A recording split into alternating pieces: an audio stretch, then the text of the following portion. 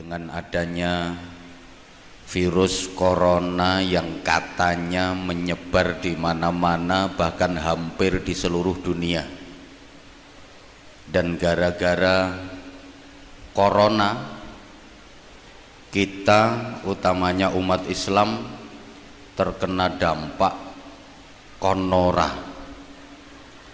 Jadi gara-gara corona kita konora silaturahim, konora salaman, konora ketemuan, konora kumpulan, konora nang masjid, konora sholat jamaah, konora pengajian, konora sekolah.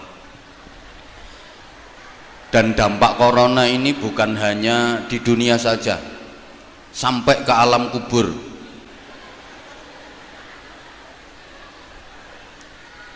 Jadi karena corona, tahlilan sepi, yasinan sepi, jadi penghuni alam kubur itu telat kiriman. Saya baru dapat chattingan dari sana, mereka semua pada lenger-lenger, sehingga omong-omongan sakancane, lapa cak kok susah. Ya apa telat kiriman? Ono apa? Corona. Assalamualaikum warahmatullahi wabarakatuh.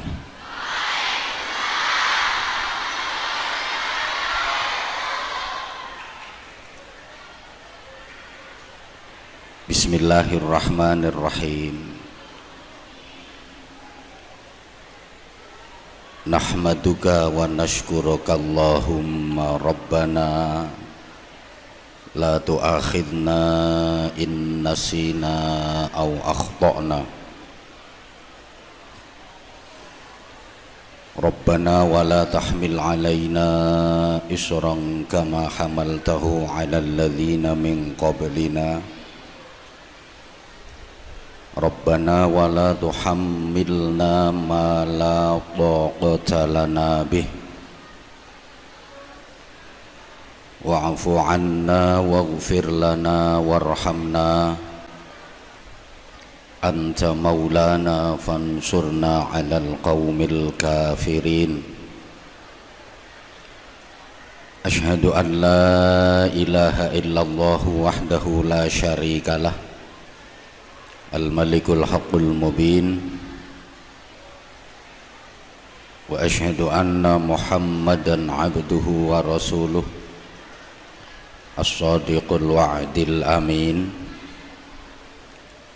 Allahumma salli wa sallim wa barik ala sayyidina wa maulana Muhammadin afdalil khalqi ajma'in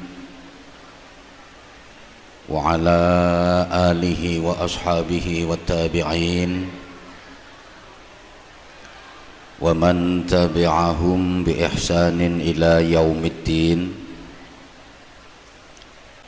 Subhanaka la ilma lana illa ma 'allamtana innaka antal alimul hakim.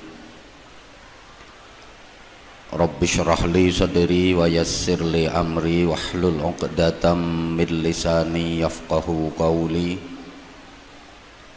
waj'al li waziran min ahli. Rabbana iftah bainana wa baina qaumina bil haqqi wa anta khairul fatihin. Amma ba'd.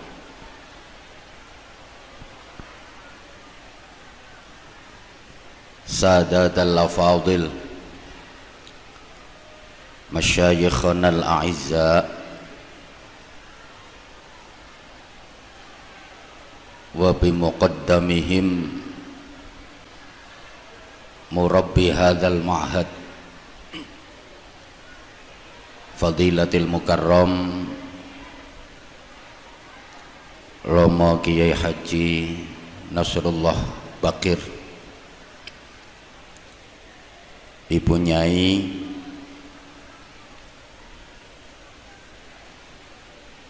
beserta keluarga dalem dan segenap Dewan Kepengasuhan Pondok Pesantren Tarbiyatut Thalabah yang dimuliakan, yang sama-sama kita ta'zimkan, Ketua dan seluruh pengurus Yayasan Pondok Pesantren Tarbiyatut Thalabah, Majelis Asatid, seluruh pengurus pesantren, sebagian mutakharrijin mutakharrijat yang berkesempatan hadir, yang sama-sama kita hormati, teristimewa adik-adik santri putra dan santri putri yang saya cintai, yang saya banggakan, juga para jamaah yang mengikuti majelis mulia pagi ini secara virtual dimanapun berada. Adamakumullah fi rahmatihi wa ridhah. Alhamdulillah, hari ini kita diizinkan oleh Allah untuk mengikuti satu majelis yang sangat mulia dan insya Allah penuh barokah, majelis Zikra Maulidir Rasul Muhammadin sallallahu alaihi wa alihi wasallam, dirangkai dengan hormat haul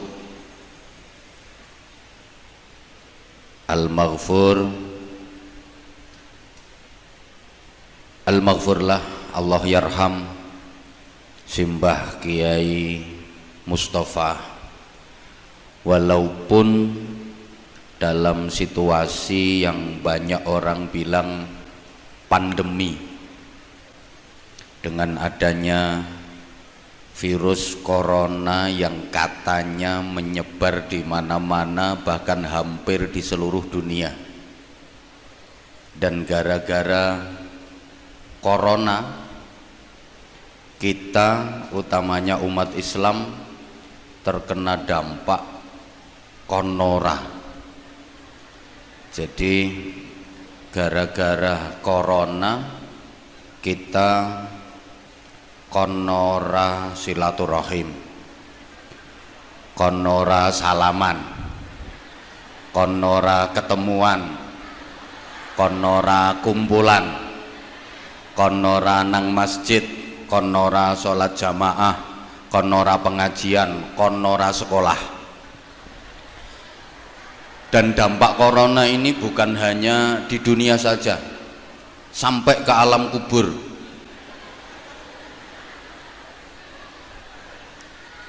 Jadi karena corona, tahlilan sepi, yasinan sepi, jadi penghuni alam kubur itu telat kiriman.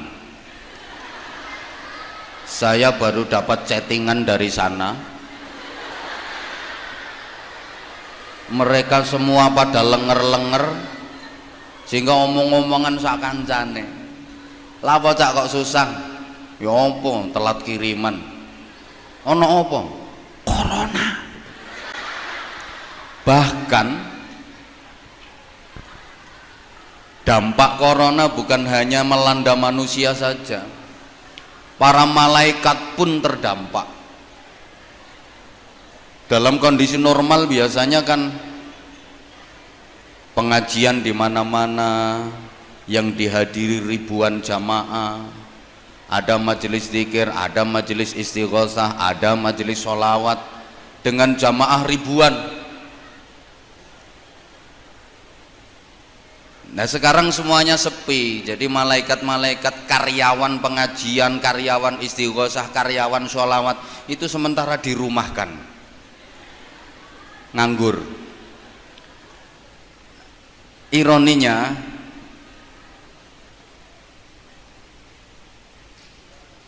kondisi semacam ini membatasi kita dari menuntut ilmu. Yang memang agak aneh kalau mall dibuka tapi sekolah ditutup, tempat-tempat wisata dibuka, pengajian tidak diizinkan. Kita berharap, kita berdoa mudah-mudahan situasi semacam ini kembali normal. Amin Allahumma amin. Para santri dan seluruh jamaah, hari ini kita menghormat kelahiran pemimpin agung kita Rasulullah Muhammad sallallahu alaihi wasallam, yang itu wajib hukumnya. Dalam sebuah hadis qudsi Allah berfirman, laulaka ya Muhammad ma khalaqtul aflaq. Andaikan bukan karena engkau wahai Muhammad, aku tidak akan menciptakan jagat raya semesta. Jadi kalau bukan karena Muhammad, Allah tidak akan menciptakan dunia.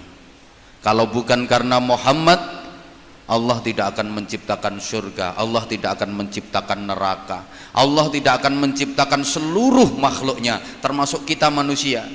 Jadi umpama gak mergo Kanjeng Nabi, kita manusia ini tidak diciptakan oleh Allah.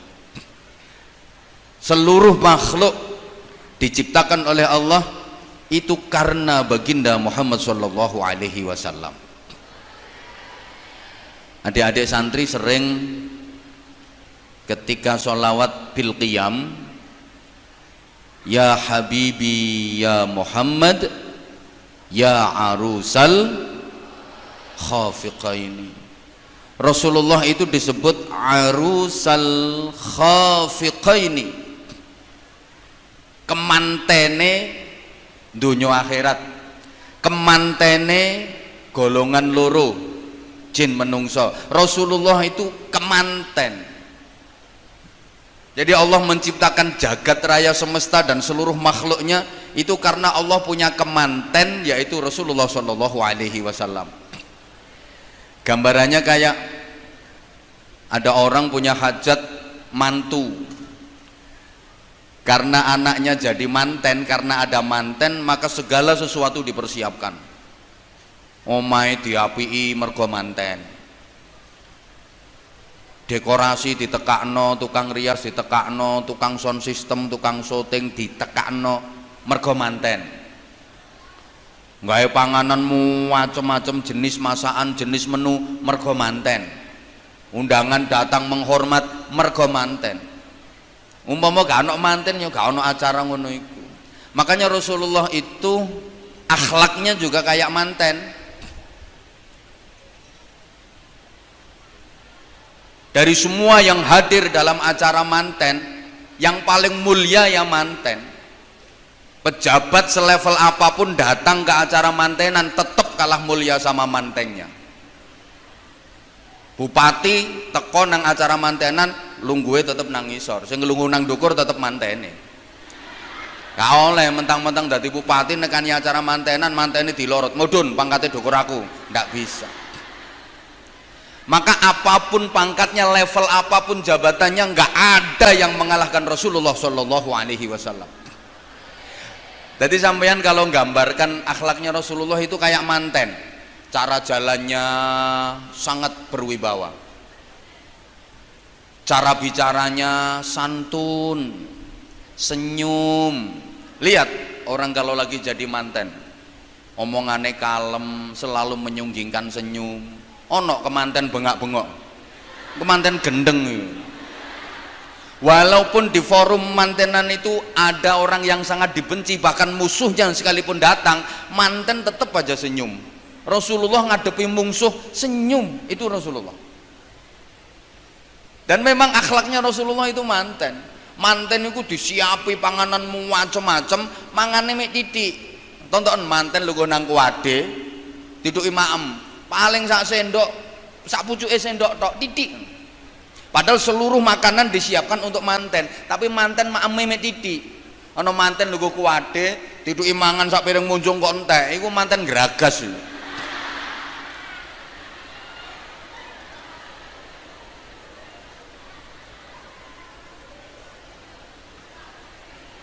Jadi Rasulullah itu rela, aku yang menderita asal umatku bahagia, biar aku yang sengsara asal umatku merasakan kemuliaan dan bahagia. Sepintas saja. Maka wajib hukumnya memperingati Maulid Nabi. Dan kalau menurut saya secara pribadi, peringatan Maulid Nabi itu nggak harus di bulan Rabiul Awal saja. Malah saya menyarankan kalau bisa peringatan Maulid Nabi itu diadakan setiap hari, ya supaya penceramah-penceramahku laris.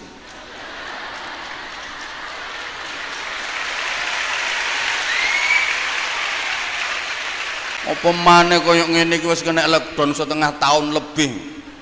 Masya Allah. Allahumma sholli ala Muhammad.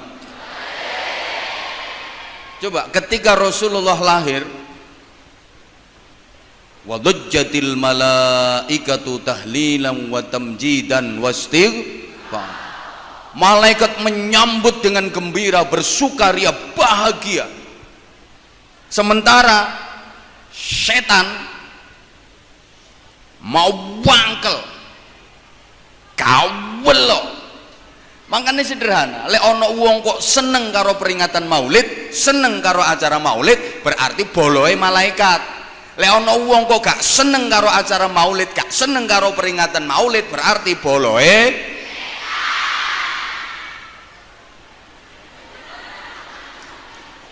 Masyhur sekali riwayatnya adik-adik. Manusia yang paling terkutuk di jagat semesta ini, bahkan dilaknat Allah dan itu diabadikan dalam Al-Qur'an, adalah Abu Lahab. Abu Lahab itu menungso sing dipisui karo Gusti Allah.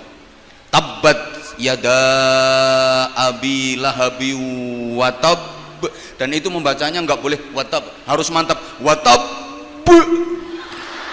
Itu saking gregetennya Allah sama Abu Lahab. Di awal dipisui tabbat. Tabbat itu, waduh aku gak pantas ngomong no. Pokoknya misuh lah.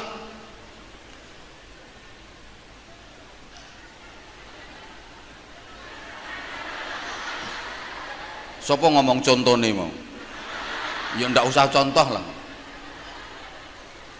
Lah nek kiai-kiai sepuh le maknani halus cilaka ngono tok, kurang nemen sik niku asline. Tabbat yada abi lahabi wa tab. Abu Lahab yang langsung dilaknat sama Allah, dipisui sampai Gusti Allah. Itu ketika mendengar kabar kelahiran Muhammad yang adalah keponakannya, dia sangat gembira. Sehingga si pembawa berita Suwaibah Aslamiyah yang notabene adalah budaknya sendiri, begitu memberi kabar, wahai tuanku Abu Lahab, keponakanmu telah lahir laki-laki. Saking senengnya punya keponakan lahir laki-laki, spontan, bener keponakanku laki-laki, kamu saya merdekakan, langsung dibebaskan budaknya. Sehingga barokahnya itu khuffifu anhul azab kulli yaumil isnin. Setiap hari Senin, hari di mana Rasulullah dilahirkan, Abu Lahab diringankan siksanya dari neraka. Sak ndablek-ndableke Abu Lahab, sak elek-eleke Abu Lahab seneng karo kelahirannya Kanjeng Nabi. Setiap hari Senin siksanya diringankan. Lah insya Allah sak nakal-nakale wong paciran agak level karo Abu Lahab. Ndak ada yang level sama Abu Lahab. Bagaimanapun ada keimanannya. Kalau yang sebejat Abu Lahab saja diringankan siksanya, apalagi bagi kita orang-orang yang beriman, insya Allah dibebaskan dari azab neraka. Barokah Maulid Nabi Muhammad sallallahu alaihi wasallam. Allahumma sholli ala Muhammad. Yang kedua, kita menghormat haul seorang ulama besar, muassis pondok pesantren ini. Adik-adik santri, dalam Islam ada istilah tabaqatul aulia, ada tabaqatul ulama. Tabaqatul aulia, eskalasi para wali. Saya ngomong eskalasi itu paham ya? Astagfirullah. Ayu on.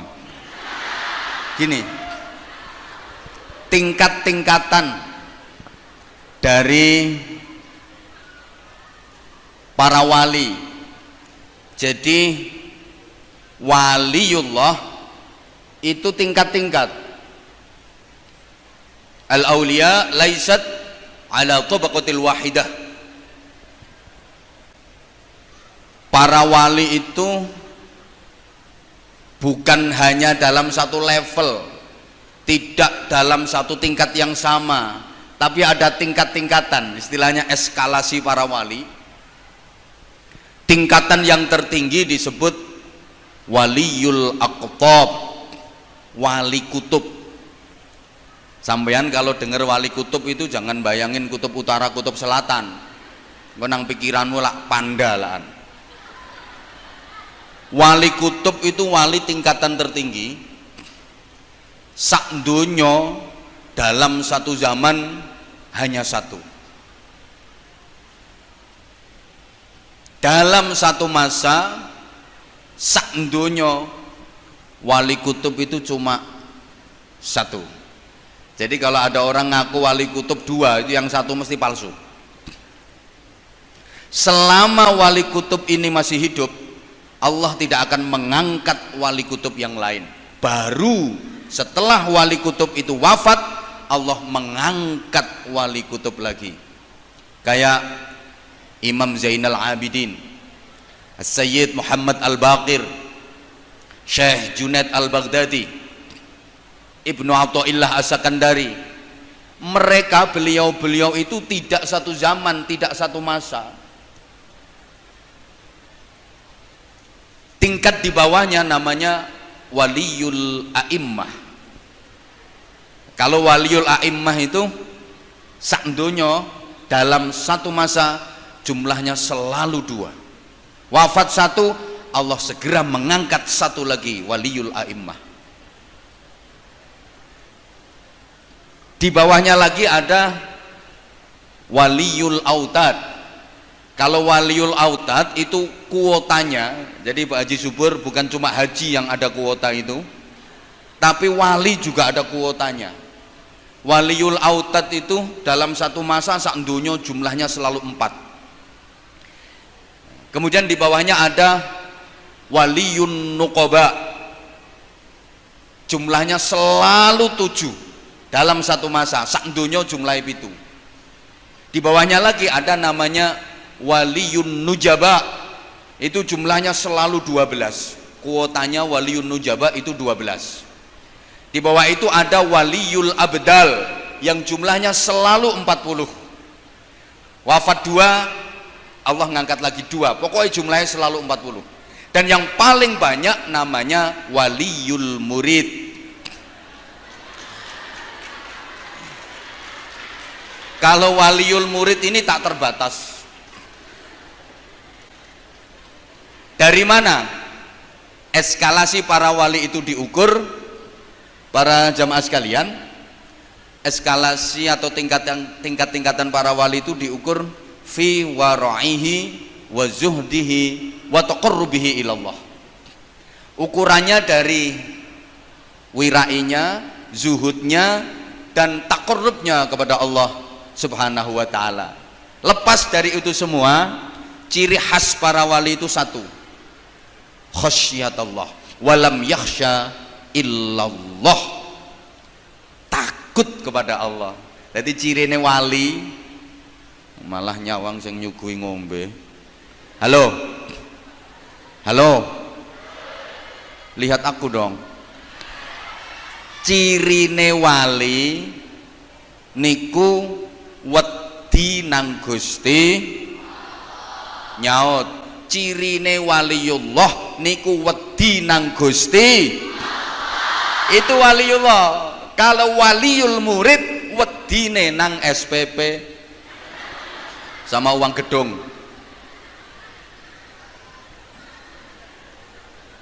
Nah, di luar itu dalam tingkatan linier ada disebutkan annallaha akhfa auliya'ahu fima bainan nas. Ini yang kita harus sangat berhati-hati.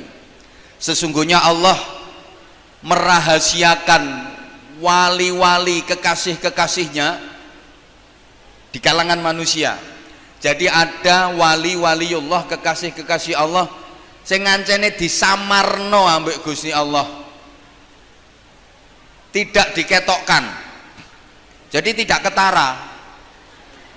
Ono wali-waline Gusti Allah sing ngancene disamarno di kalangan manusia. Makanya kita harus hati-hati sehingga kita tidak boleh merendahkan orang lain, kita tidak boleh memandang remeh sama orang lain. Satu, bisa jadi orang yang kita pandang rendah, bisa jadi orang yang kita remehkan di hadapan Allah jauh lebih baik daripada kita. Gak oleh ngremehne wong. Ya wis padha meneng. Atau bahkan kita nggak tahu, boleh jadi orang yang kita remehkan itu kekasihnya Allah. Allahumma sholli ala Muhammad. Sehingga Islam memberikan tuntunan, sudut pandang dalam agama, memandang orang lain siapapun dia, kita harus selalu menilai lebih baik daripada diri kita. Kita harus selalu memandang diri kita lebih jelek daripada siapapun. Ini namanya sikap tawadhu. Jangan pernah merasa diri kita lebih baik daripada orang lain. Jangan pernah memandang diri kita lebih baik daripada orang lain. Ini sikap pandangan dalam Islam. Kita kalau melihat orang yang lebih tua dari kita, kita harus selalu merasa kita lebih jelek. Itu orang udah sepuh, tentu ibadahnya jauh lebih banyak daripada saya, tentu amalnya lebih banyak daripada saya, tentu beliau pahalanya lebih banyak daripada saya, berarti beliau lebih baik daripada saya. Kalau kita melihat orang yang lebih muda, apalagi anak-anak, kita juga jangan pernah merasa lebih baik. Itu masih sangat muda, itu masih sangat kecil, dosanya masih sedikit, lebih banyak dosa saya. Ketika kita melihat orang yang pinter, orang yang alim melakukan kesalahan, itu orang melakukan kesalahan, tapi dia alim, dia pinter, ngerti carane tobat, dia akan segera nyusuli dengan amal kebaikan. Kalau kita melihat orang bodoh melakukan kesalahan, kita harus memandangnya, dia melakukan kesalahan dalam keadaan bodoh, ancene dia ini gak ngerti. Lah aku lho wis ngerti kok sik balak-balik salah. Understand? Allahumma sholli ala Muhammad. Udah, ringkas-ringkas saja. Yang kedua, kalau para wali itu ukurannya dari wirai, zuhudnya dan takorubnya kepada Allah, sedangkan tabaqatil ulama, eskalasi para ulama itu tidak diukur fi wara'ihi wa zudi wa taqarrubi ilallah, tapi diukur fi mautihi. Eskalasi para ulama itu diukur dari kematiannya. Makanya adik-adik dan seluruh jamaah, kalau kita membaca karya sebuah kitab, pasti nanti di situ akan dicantumkan pengarangnya siapa dan disebutkan al-mutawaffa, tahun wafatnya. Kayak contoh kitab Fathul Mu'in Itu pengarangnya Syekh Zainuddin Al-Malibari. Ini yang nggak tahu dikira Syekh Zainuddin Al-Malibari, pengarang Fathul Muin itu orang Jogja. Rumangsane Al-Malibari itu Malioboro. Padahal Malibari itu India bagian barat. Itu nanti akan ditulis pengarangnya Syekh Zainuddin Al-Malibari Al-Mutawaffa, tahun wafatnya. Ibnu Hajar Al-Asqalani Al-Mutawaffa, Ibnu Hajar Al-Haytami Al-Mutawaffa, Jalaluddin As-Suyuti Al-Mutawaffa, pasti Jalaluddin Al-Mahalli Al-Mutawaffa. Yang disebut adalah tahun kematiannya. Jadi kalau ada kitab di situ kok dituliskan pengarang terus Al-Maulid, itu percetakannya ngawur namanya. Karena eskalasi para ulama itu memang diukur dari kematiannya. Mana ulama yang wafat lebih dulu itu dianggap lebih maju, lebih utama dan lebih keren. Makanya lah ono kiai kok ndonga njaluk dawa umur tawil umrona, itu kiai gak patek keren. Pengumuman kiai umurnya aja dawa-dawa. Sering saya sampaikan di mana-mana sebagai gambaran. Ada dua tokoh besar ulama yang dua-duanya ini keluar dari pakem. Karena kalau ulama itu ada pakem, adik-adik. Jika beliau namanya Ahmad, itu menurut pakem mendapatkan alam laqab atau mendapatkan titel Syihabuddin. Jadi ulama yang namanya Ahmad siapapun itu titelnya Syihabuddin, selalu begitu pakemnya. Kalau namanya Muhammad sesuai pakem itu titelnya selalu Syamsuddin. Nah, selain itu, selain yang bernama Muhammad, selain yang bernama Ahmad, ya terserah mau pakai titel Syamsul A'immah, mau pakai titel Al-Arif Billah, mau pakai titel Al-Mutawakkil 'alallah, Al-Mu'tasim Billah, macam-macam. Ya, kalau yang sebelah sana itu misalnya jadi tokoh itu kayaknya titelnya Wal'iyadzu Billah.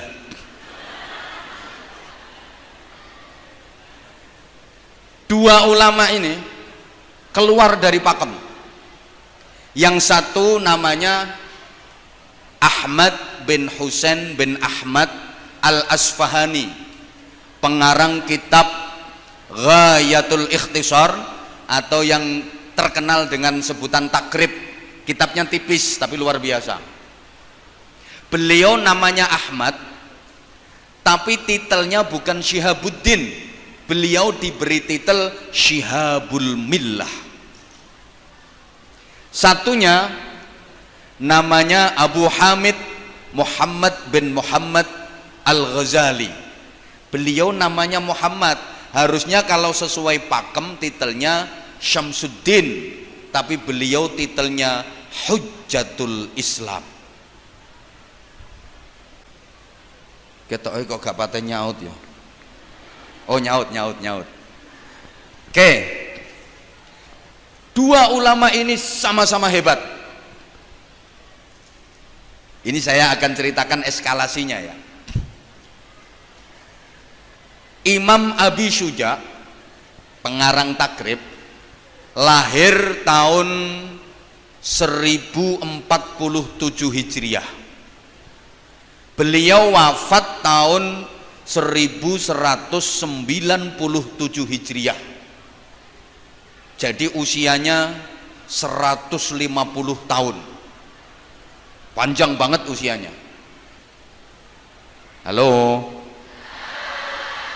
Sementara Imam Ghazali lahir di tahun 1060 Hijriah,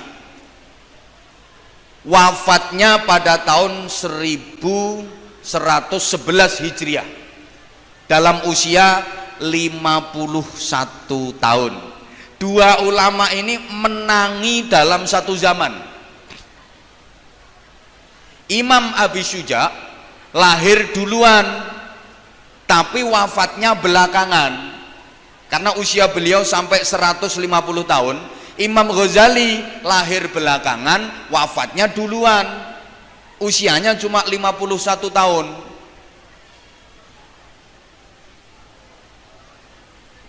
Setelah Imam Ghazali wafat, Imam Abu Syuja itu masih hidup 86 tahun. Para ulama ketika menentukan ayyuhuma aqdam baina Abi Syuja wal Ghazali, mana yang lebih utama, mana yang lebih keren antara Imam Abi Syuja dan Imam Ghazali, para ulama menyatakan Ghazali aqdam, Imam Ghazali yang lebih keren. Kenapa? Karena mati lebih dulu. Jadi nek kiai kok mati disi, iku kiai keren. Cuma nek aku karo Yai Rul yo insyaallah disian Yai Rul. Enggak apa-apa, aku kalah keren enggak apa-apa.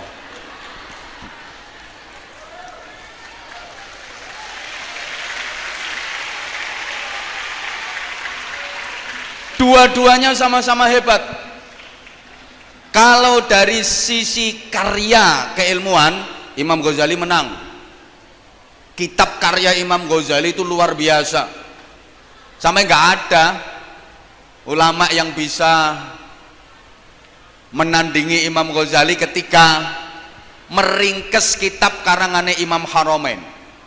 Imam Haramain itu punya kitab yang misalnya ditumpuk itu dari sini sampai tembus plafon situ. Saking tebelnya kitabnya. Itu diringkes sama Imam Ghazali jadi 3 kitab, Al-Wajiz, Al-Wasid, dan Al-Basid. Bisa sih gak ngerti ya wis pokoknya mantuk-mantuk ngono. Tapi kalau dari segi riyadhah menang Imam Abu Syuja. Dua-duanya sama-sama hebat. Yang satu berasal dari Khurasan, yang satu berasal dari Asfahan. Imam Ghazali berasal dari Khurasan. Khurasan itu tempat keluarnya Dajjal. Jadi nanti Dajjal itu keluarnya dari Khurasan. Sedangkan Asfahan itu adalah tempat pengayaan uranium nuklir, kota terbesar kedua di Iran setelah ibu kota Teheran. Itu adalah Asfahan, tempat pengayaan uranium nuklir yang paling ditakuti sama Amerika. Jadi sampai sekarang satelit pengintai keamanannya Amerika itu terus dihadapkan ke Asfahan, takut diserang nuklirnya Asfahan, Iran yang sumbernya di Asfahan. Amerika yang katanya negara hebat, superpower, ternyata takut sama nuklir, kalah karo wong Lamongan, nuklir dimplok dadi bakso.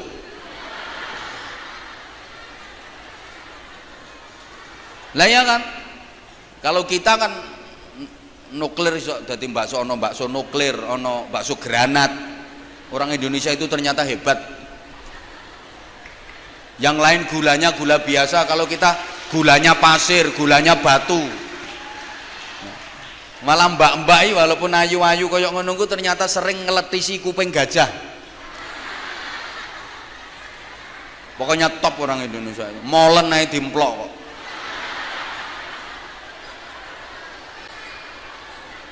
Allah ya Karim. Oke, kita lanjut.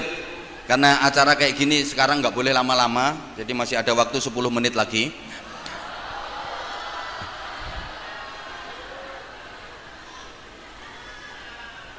Dari tingkat riyadhahnya Imam Abu Syuja lebih hebat.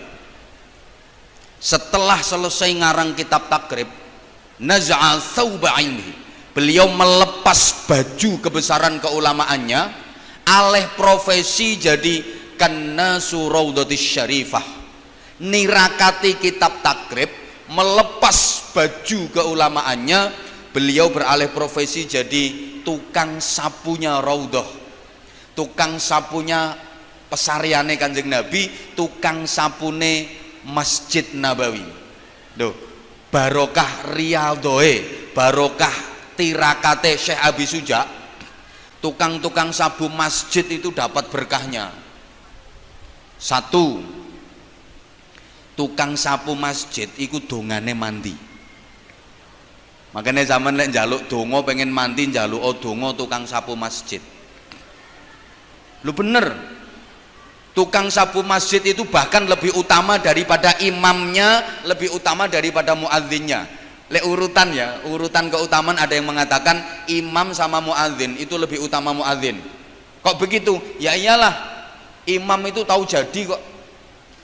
Imam itu datang jamaah udah siap. Ibarat makanan, imam itu tinggal ngelek. Wis mateng, kari ngelek. Lah muadzin itu yang ngumpulin, yang ngeracik masakannya, yang ngumpulin jamaahnya. Lah tukang sapu yang bersihin tempatnya, menyiapkan tempatnya. Coba ono jamaah ono imame nek masjidnya najis, tak kena digawe salat. Mbok koyoke gak mudeng kok dijak ngomongin. Makanya tukang sapu masjid itu lebih utama daripada imam, daripada muadzin. Kalau imam sama muadzin ada yang mengatakan lebih utama muadzin, sehingga muadzin itu dapat keistimewaan besok di akhirat. Rasulullah gampang leh niteni tukang adzan untuk disyafaati. Cirinya apa? Atwaluhum a'naqan yaumal qiyamah. Jadi tukang-tukang adzan itu besok pada hari kiamat lehernya panjang-panjang. Loh sampean ojo bayangno koyok jerapah lah anu ojo ngono. Leher panjang tapi bagus. Jadi kan Nabi leh atenya faati ku gampang. Wahai ke umatku tukang adzan, tukang adzan, tukang adzan, tukang adzan, langsung dipanggili. Dilihat dari mana? Lehernya panjang-panjang.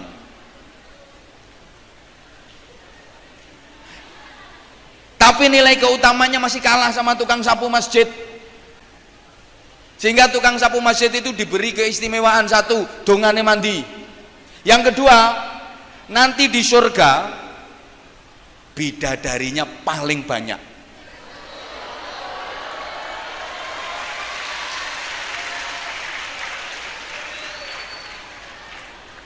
Soalnya wonten dawuh mahrul hur kansul masjid. Maharnya bidadari iku nyaponi masjid. Jadi tukang-tukang sapu masjid itu widodaranya paling wakeh menenang swarga. Iki meneh guru-guru ki alih profesi dadi tukang sapu masjid iki.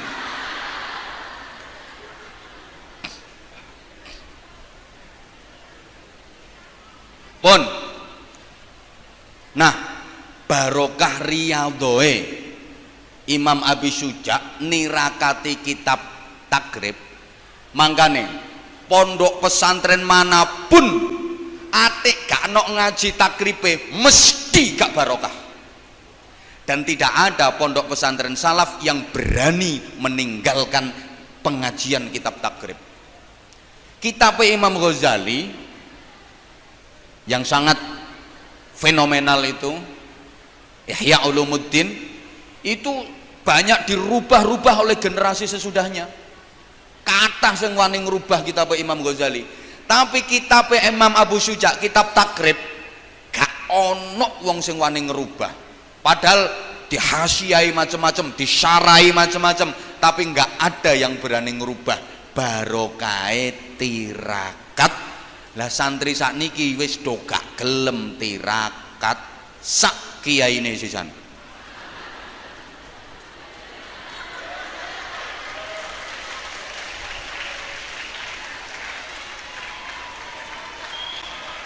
Salah satu keunggulan pondok pesantren dibanding lembaga-lembaga lain itu ada nilai yang namanya barokah. Allahumma sholli ala Muhammad. Dan tempat pengkaderan para ulama itu ya di pondok pesantren, bukan di tempat yang lain. Sehingga banyak orang yang penasaran, terutama orang-orang luar negeri. Halo. Itu yang banyak penasaran, sebenarnya pondok pesantren itu lembaga model kayak apa sih? Kok begitu hebatnya, terutama di Indonesia, pengaruhnya begitu besar. Terus penghuni pesantren, komponen-komponen penghuni pesantren itu makhluk seperti apa? Kok begitu luar biasa nilai keistimewaannya, sehingga mereka mengadakan penelitian. Ada sebuah buku yang judulnya The Educate All System in Javas Pondok Pesantren in Educating of Qadar. Aku lagi ngomong ini ke Yairul mesti gak paham. Soalnya aku dewe gak paham.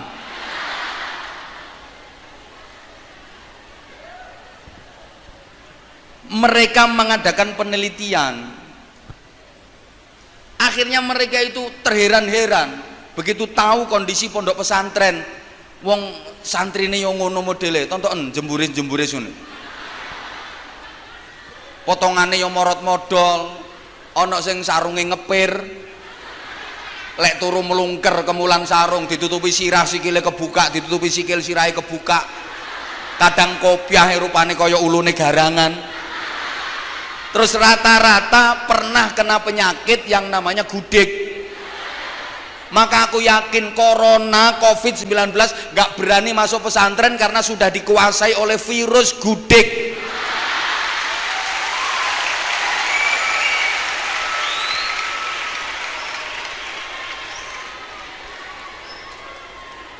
Santri-santri nggak usah wedi corona. Yakin kita punya imun yang kuat melalui zikir. 80% imun tubuh manusia itu didapat melalui kekuatan spiritual, namanya zikir. Pondok pesantren nggone zikir apa maneh tarbiyatut thalabah. Setiap saat zikir dan zikir. Insyaallah corona covid gak katene mlebu nang pondok. Yakin. Mesti kena ngono-ngono iku wong sing gak tau zikir. Allahumma sholli ala Muhammad.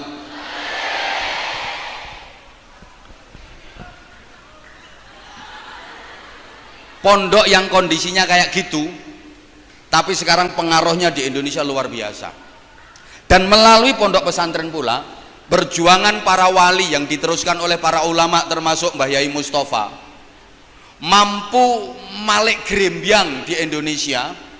Dari dulu masyarakat yang sama sekali nggak kenal agama Islam, ateis, Hindu, Buddha, macam-macam, 85% lebih memeluk agama Islam, dan itu melalui perjuangan dalam wadah yang namanya pondok pesantren. Sehingga sekarang Indonesia ini menjadi negara dengan jumlah penduduk beragama Islam terbesar di dunia.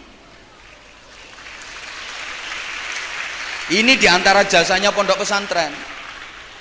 Saudi Arabia itu jumlah penduduk muslimnya cuma 35 juta. Uni Emirat Arab malah cuma 20 juta. Irak 37 juta. Jadi 3 negara itu andaikan digabung jumlah penduduk yang beragama Islam, nggak ada separuhnya Indonesia.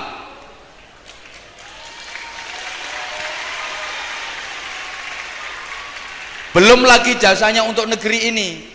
Coba dalam sejarah lihat adik-adik, siapa yang membentuk TNI? Siapa yang membentuk tentara? Jenderal Sudirman.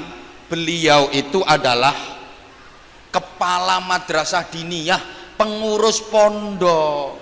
Makanya TNI wajib mendukung pondok pesantren, karena cikal bakal TNI adalah dari pondok pesantren.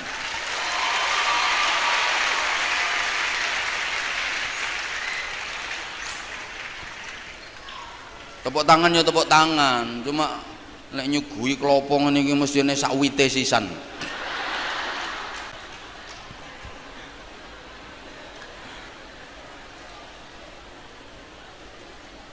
Allahumma sholli ala Muhammad. Rintisan itu sesungguhnya adik-adik sudah dimulai dari Rasulullah Muhammad sallallahu alaihi wasallam. Coba adik-adik baca sejarah. Rasulullah masuk Madinah, pertama yang dibangun adalah masjid yang disebut dengan Masjid Quba. Nanti kalau adik-adik bisa pergi haji atau umroh, pasti diajak ziarah ke Masjid Quba, masjid yang pertama kali dibangun dalam Islam, Masjid Quba. Dan Masjid Quba itu masjid yang biasa dijadikan Rasulullah untuk bermalam minggu. Jadi ternyata tradisi malam mingguan itu juga dilakukan oleh Rasulullah. Rasulullah kok punya tradisi malam mingguan kok. Setiap Sabtu sore Rasulullah itu pergi ke Masjid Quba, imma raqiban wa imma masyian. Kadang-kadang naik kendaraan, kadang-kadang jalan. Makanya sholat 2 rakaat di Masjid Quba itu dapat pahala sama dengan ibadah umroh. Mudah-mudahan semuanya bisa ibadah haji minimal umroh. Nah, kalau di sini ada pemilik travelnya datang itu yang paling subur itu orangnya, sesuai dengan namanya Haji Subur dengan Sutra Hidayah Tour and Travelnya. Saya sudah beberapa kali ikut beliau, alhamdulillah pelayanannya nyaman.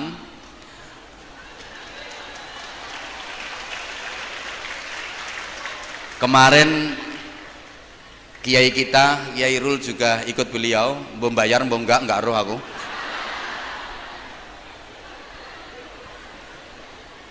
Ini sponsor ini lawarang loh Pak Haji. Lawarang soalnya ini dirungokno wong sak donya ini. Dan alhamdulillah sekarang cabangnya Sutra udah dibuka di mana-mana. Saya juga siap mendampingi jamaah Sutra asal belum selesai tepuk tangan. Asal gratisannya akeh.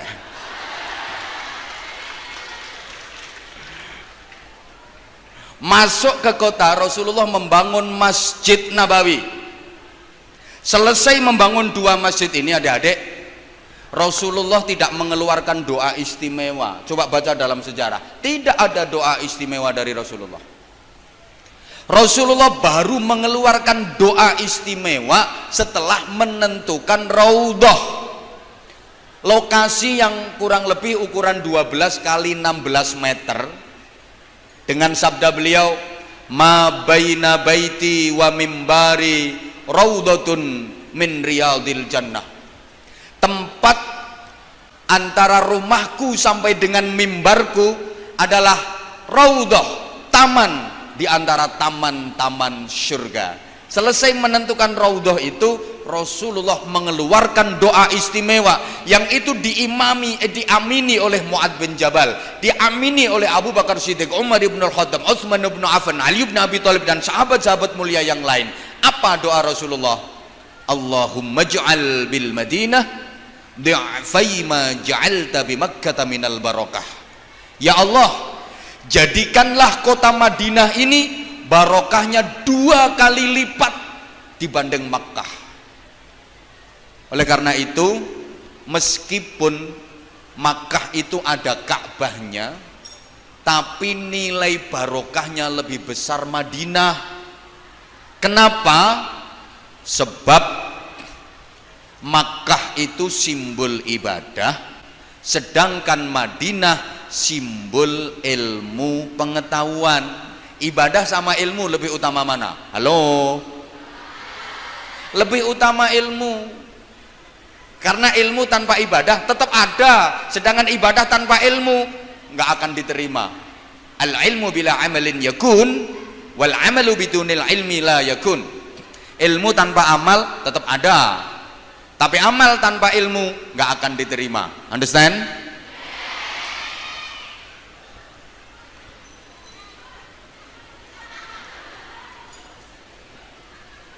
Fadlul alim alal abid kafadli ala adnakum, kata Rasulullah. Keutamaan orang alim mengungguli orang ahli ibadah, keutamaan orang alim di atas orang ahli ibadah itu seperti keutamaanku, kata Rasulullah, di atas serendah-rendahnya kalian. Allahumma sholli ala Muhammad.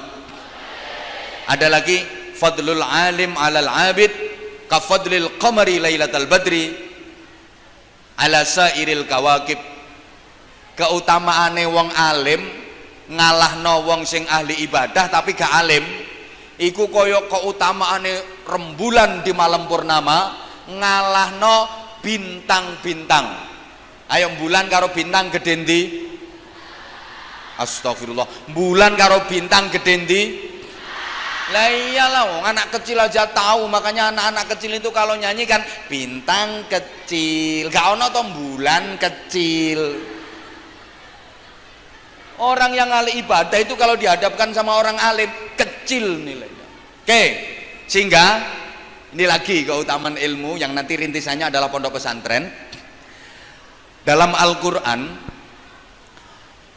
Allah memberikan pertanyaan yang itu tidak butuh jawaban. Kalau istilah ilmu balaghah nanti disebut istifham tangkir. Kowe gak ngerti yang wis mantuk-mantukon. Oke, gini ya. Biasanya dalam Quran kalau ada ayat pertanyaan itu selalu diberi ayat jawaban. Contoh, yas'alunaka 'anil anfal. Terusannya ulil anfal. Ono jawabane. Yas'alunaka 'anil ahillah qul hiya mawaqitu linnas. Ono jawabane. Yas'alunaka 'anil mahid qul huwa adhan. Mesti ono jawabane. Tapi ini ada pertanyaan enggak ada jawabannya. Kenapa? Karena memang enggak butuh jawaban. Qul hal yastawil ladzina ya'lamuna wal ladzina la ya'lamun. Sehingga hal di sini bermakna nafi. Semoga-moga faham. Katakan wahai Muhammad, apakah sama antara orang-orang yang berilmu dengan orang-orang yang tidak berilmu? Ini nggak ada jawaban, sehingga hal bermakna nafi. Jelas tidak sama. Wong pinter karo wong bodoh yuk gak bodoh. Wes gampang-gampangan ae. Wong pinter ambek wong bodoh iku sembawarange gak bodoh. Gayane gak podo. Tonton gayane wong pinter ambek wong bodoh. Podo napa mboten? Mlakune ae lho gak podo. Tonton ana wong bodoh ambek wong pinter mlaku mesti beda. Ambune yo gak podo. Ngomonge gak podo. Wong lek pinter omongane mengandung ilmu, mengandung hikmah. Lek wong bodoh gedap brus. Maaf. Bayarane yo gak podo. Yairul alim pinter wis gak atik kerja lungguh ning dalem gak lapo-lapo. Wong sowan mesti nggawa amplopan. Iku oleh ngalang-alangi bapakmu. Gak apa-apa wonge gak teko ae kok. Macul ning sawah sampai 2 wulan. Yairul terima lungguh nang omah tok ngene. Barokah, barokah, barokah, barokah.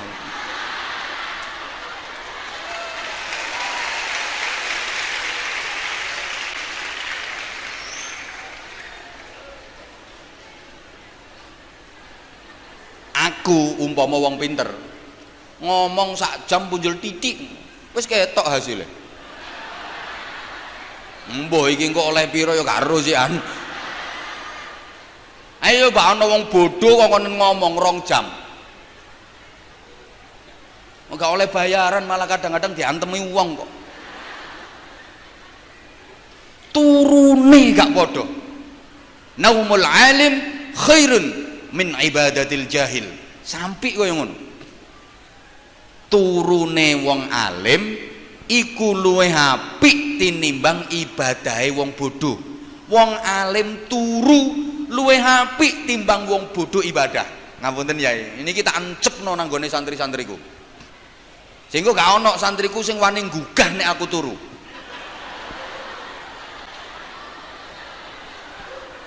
Loh, turune kiai luwih apik timbangane ngajine santri kok.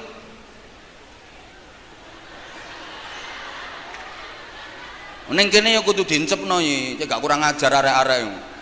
Ngono kiai sare diobraki. Ibadahnya nggak sama. Ayatun min alim ahabbu ilayya min juz'in wahid minal jahil. Yairul maca sak ayat, wong goblok maca sak juz, iku karo Kanjeng Nabi luwih disenengi Yairul maca sak ayat. Wong alim maca sak ayat, ya Yairul misale maca Bismillahirrahmanirrahim Nun sak ayat. Karo dirimu maca sak juz iku ganjarane akehan Yairul Nun.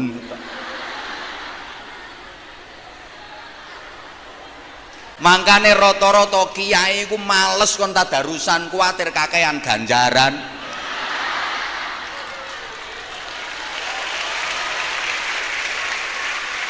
Ono kiai kok sregep tadarusan, sregep khataman Quran, kiai gak pati pede.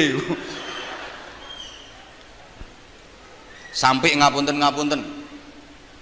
wong pinter ambek wong bodoh nyolongi ae gak podo. Nyopet, jambret, ngerampok iku penggaweane wong goblok iku. Wong goblok nyolong paling sing dicolong apa? PT. Iku PT-e gorong kecekel wonge kecekel disian.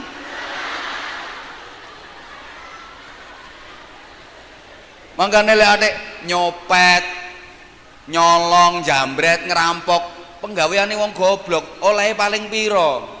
10 juta, 20 juta. Lek wong pinter nyolonge gawe pulpen. Srit oleh miliaran bahkan triliunan. Lu ngono iku nang ndi lu dipanggil yang terhormat padahal maling. Maling lu dipanggil yang terhormat mergo pinter. Makanya sama lek kate nyolong pinter dhisik. Lek sik goblok-goblok ngene iki aja atik nyolong. Rugi. Diterusno mboten niki? Ya Allah, kula niku sajane wis kangen suasana pengajian bil muwajah kaya ngene iki wis kangen banget, kangen. Masya Allah, ya pemerintah harusnya lebih bijak lah. Kenapa kemarin demo diizinkan, pengajian kok gak diizinkan? Ini kan lucu tuh ya. Tepuk tangan toh.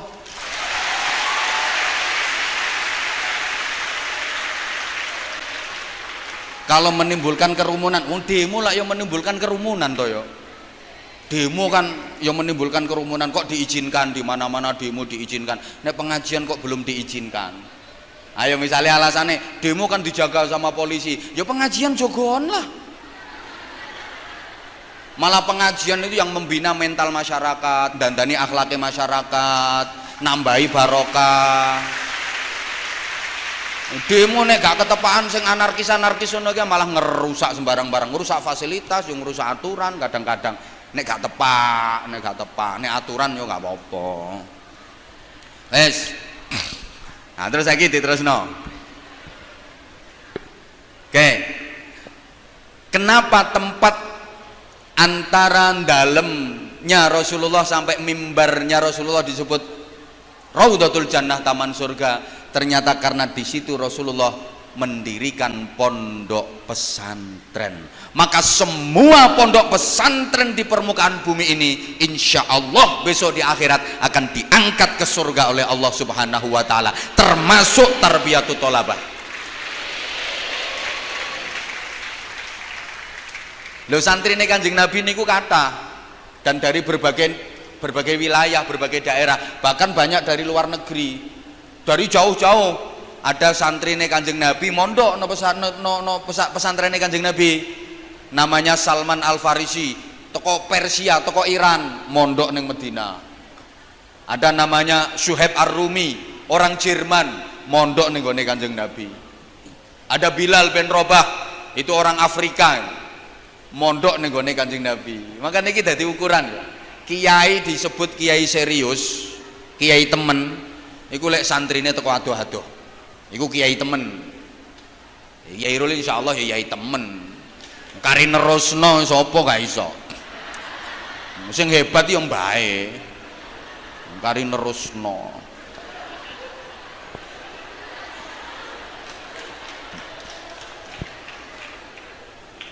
Loh, santrine teko Kalimantan, teko Sumatera, teko Sulawesi, itu ado-ado, iku kiai temen.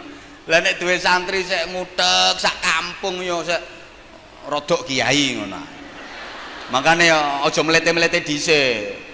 Duwe santri 14 yang melawete. Nang tinting nggo tasbih sak kepel-kepel. Rambutnya diubel-ubel gombal kaya nyunggi bane prauto.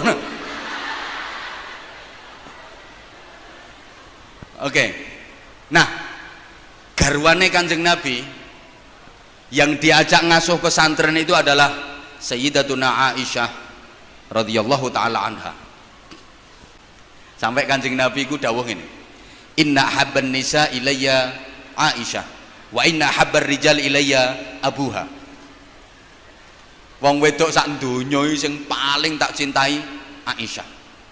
Wong lanang sing paling tak cintai bapakne Aisyah, Abu Bakar Siddiq. Allahumma sholli ala Muhammad. Kenapa di antara istri-istri Rasulullah yang paling dicintai kok Aisyah? Apa karena Aisyah cantik? Memang Aisyah sangat cantik, tapi bukan karena itu Rasulullah paling mencintainya. Bukan. Kalau soal kecantikan, menurut riwayat, Sayyidah Aisyah itu masih kalah cantik sama Sayyidah Sofiyah. Jadi garwane Kanjeng Nabi yang paling cantik parasnya itu Sayyidah Sofiyah.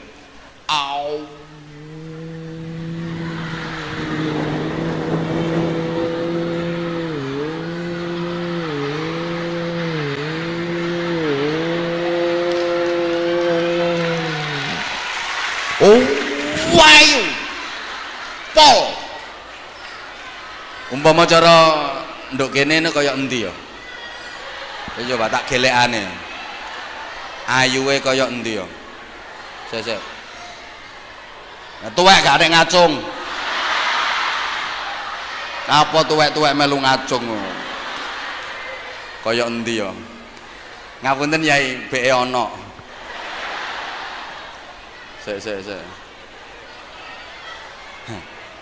Kanok. Enggak level. Gelek ban serep. Enggak kanok.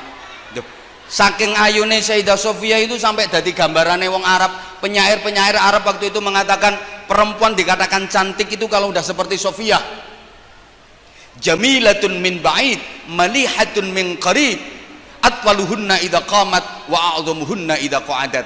Saking ayune Sofiyah, dari jauh kelihatan cantik, dari dekat kelihatan manis, ketika berdiri nampak tinggi, ketika duduk ngebeki kursi. Wah, saking montok.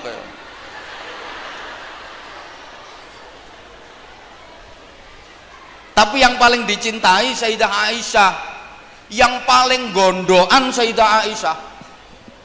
Garwane Kanjeng Nabi yang paling purian, paling suka ngambek, paling suka gondok Sayyidah Aisyah. Gondoan tapi paling dicintai karo Kanjeng Nabi. Lah masa pernah ngambek? Sering, mulane ngapunten Yai. Dadi kiai nek digondhoki karo bojo, biasa aja. Kanjeng Nabi lho digondhoki bojo. Apa maneh trimo Kanjeng Nasrullah, Kanjeng Anwar Zahid.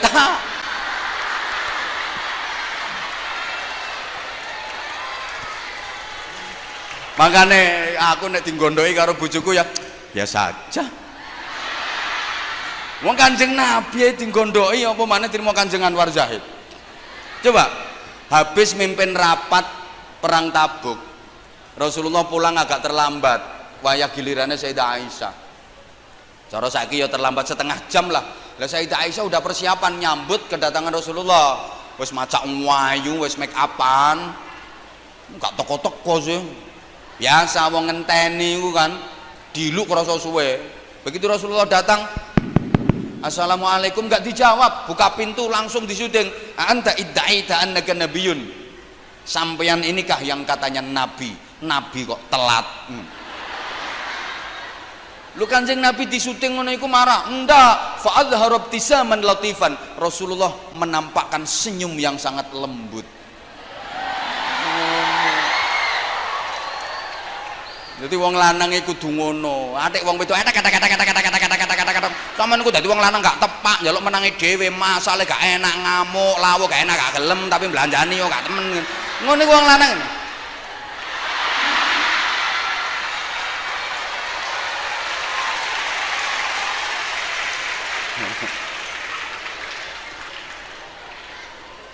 Lah kena Pak Kaji Subur ya empreng ditendang. Ndak oleh. Kenapa Sayyidah Aisyah paling dicintai? Karena Sayyidah Aisyah yang diajak ngasuh pesantren sama Rasulullah dari segi keilmuannya. Mulane di antara garwane Kanjeng Nabi yang paling banyak meriwayatkan hadis adalah Sayyidah Aisyah. Jadi statusnya di samping istri, beliau juga membantu Rasulullah ngajar santri. Allahumma sholli ala Muhammad. Dan maaf ya, ini sekedar cerita dikit ngapunten Yai. Sayyidah Aisyah itu nggak tahu cocok karo putrine Kanjeng Nabi sing namine Sayyidah Fatimah Al-Batul. Gak tahu cocok. Soalnya Sayyidah Aisyah itu lek nyawang Sayyidah Fatimah itu ketok ibune, ketok Sayyidah Khadijah. Ya cemburunya itu selalu muncul. Ini manusiawi. Allahumma sholli ala Muhammad. Mosok ya, Sayyidah Aisyah itu kalau manggil Sayyidah Fatimah, ya benatat Thayyib, hei anak rondo. Pernah satu ketika Sayyidah Fatimah dipanggil kayak gitu, nangis, madul neng Kanjeng Nabi. Abah, ono pondo, Bu Aisyah niku lho bah jahat. Lah pondo, mosok kula diceluk, "He, anake rondo." Lho ngono iku karo Kanjeng Nabi gak dihibur.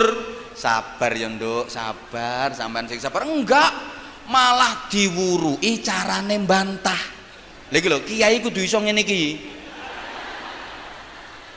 Malah diulangi karo Kanjeng Nabi. Wis ngene, Nduk ya. Sok meneh-meneh maneh lek sampeyan dikonokno ngono, lek sae adik sampean dilokno, "He, anake rondo." Jawaben ngene. Nggih, leres. Ibu kula dinikah Rasulullah, ancene wis rondo. Tapi Rasulullah nalika nikah kalih ibu kula, Rasulullah tasik Joko. Ana rondo kok dirabi Joko iki gak rondo kempling gak ngira. Lah sampeyan bener isek perawan dinikah karo Rasulullah, tapi Rasulullah nikah karo sampean kan wis duda wek.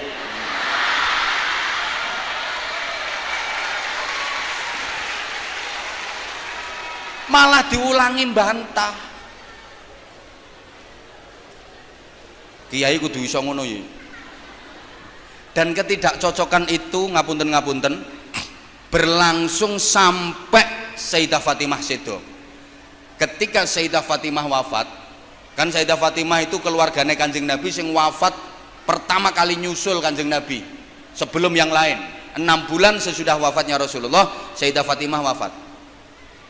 Allahumma sholli ala Muhammad. Nalika Sayyidah Fatimah wafat, semua istri Rasulullah yang masih hidup takziah kecuali Sayyidah Aisyah. Mboten derek takziah. Diprotes oleh sahabat Bilal.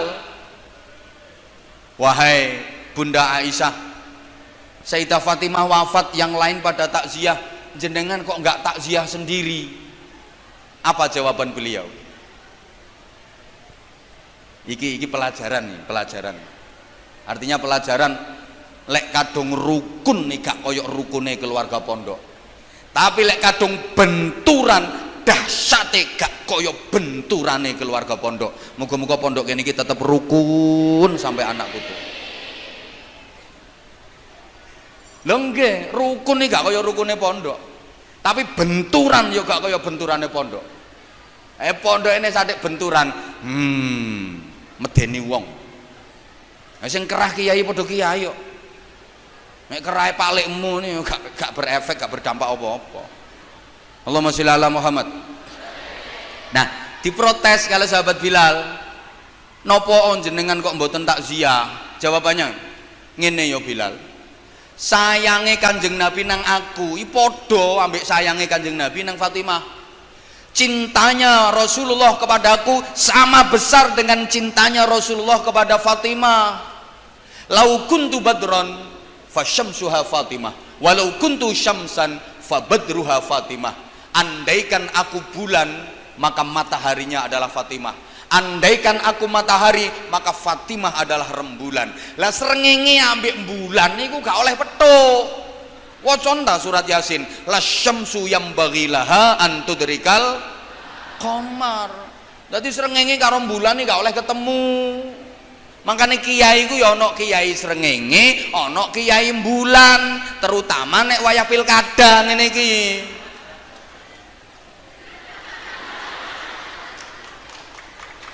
Ya gak karah ketemu, angger pilkadane gorong mari. Bulan karo srengenge gak mungkin iso kumpul. Bulan niku iso kumpul karo lintang. Dadi bulane sing benter, padang, lintange ketip-ketip. Dadi sing siji mendominasi, liyane ya mek ketip-ketip ngono. Ngapunten sedaya dzurriyahe Mbah Yai Mustofa, muga-muga diparingi rukun nerusno perjuangan nggih. Ampun.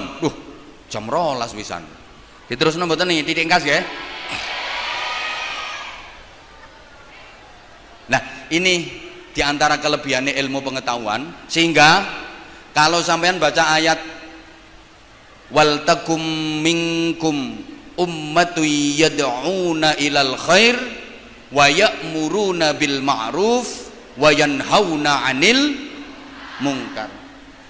Gusti Allah mboten dawuh wa ya'muruna bil wujub wa yanhauna 'anil haram, mboten, tapi wa ya'muruna bil ma'ruf wa yanhauna 'anil munkar. Apa artinya al ma'ruf di sini? Allahumma sholli ala Muhammad. Biasanya anak-anak mengartikan memerintah kebaikan, mencegah kemungkaran. Lah ngono sih. Ini santri aja mek ngono leh ngarteni. Al ma'ruf di sini dekat dengan satu urfan. Makanya lek cara santri biasanya lek maknani perkara kang kinaweruan baguse. Dekat juga dengan ma'rifah yang itu lebih ke arah ilmu pengetahuan. Misalnya umek dhewe gak ngatekno kok. Oke.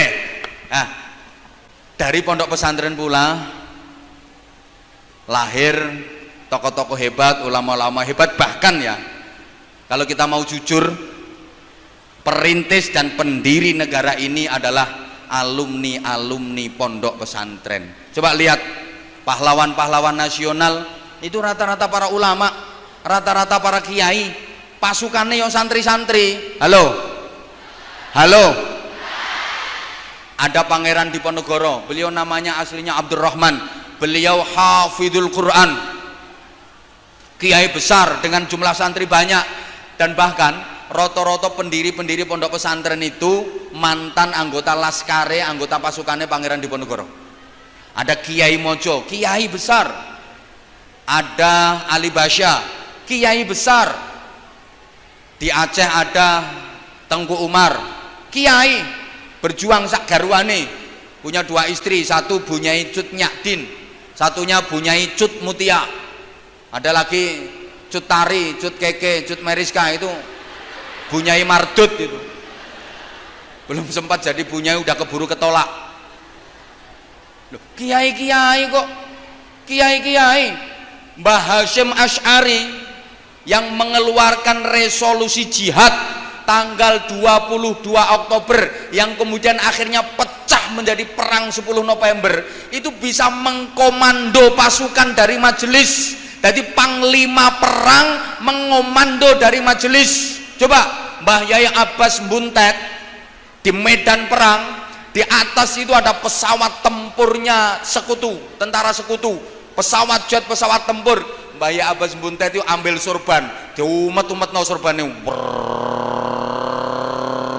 ceblok pesawatnya. Coba nek kaji subur sing ngumpet no sorban, sirahe kesampluk.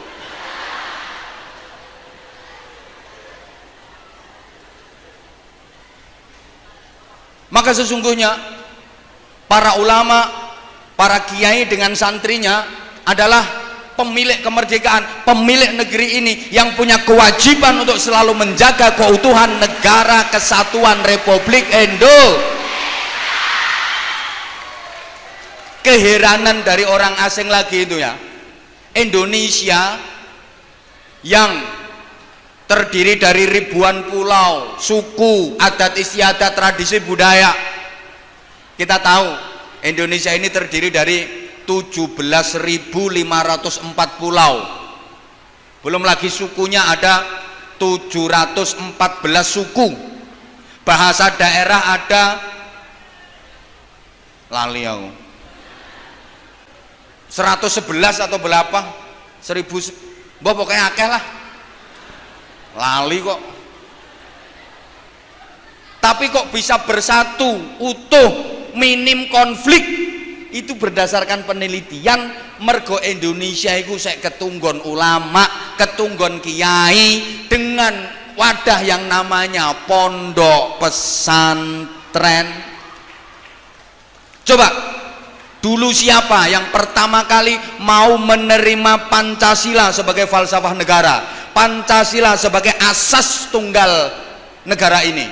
Apakah ormas-ormas yang mengatasnamakan dirinya ormas modern? Enggak.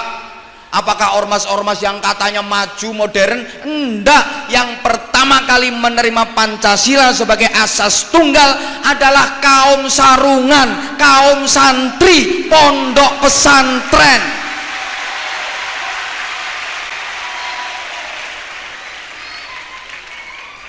Lesopo sing mengusulkan ketuhanan yang Maha Esa? Dulu kalau sesuai Piagam Jakarta, sila pertama kan ketuhanan dengan kewajiban menjalankan syariat Islam bagi pemeluk-pemeluknya. Justru para kiai yang merubah. Indonesia ini gak cuma wong Islam toh, ono agama liya, disederhanakan tanpa mengurangi esensi nilai dari ketuhanan yang Maha Esa. Jadi nilai universal dari masing-masing agama diangkat ke permukaan. Halo? Dengan falsafah Pancasila yang menyatukan bangsa Indonesia, yang berketuhanan yang Maha Esa, yang berkemanusiaan yang adil dan beradab, menjunjung tinggi persatuan Indonesia, berkerakyatan, berkeadilan sosial. Sekali lagi, nilai universal dari masing-masing agama diangkat ke permukaan.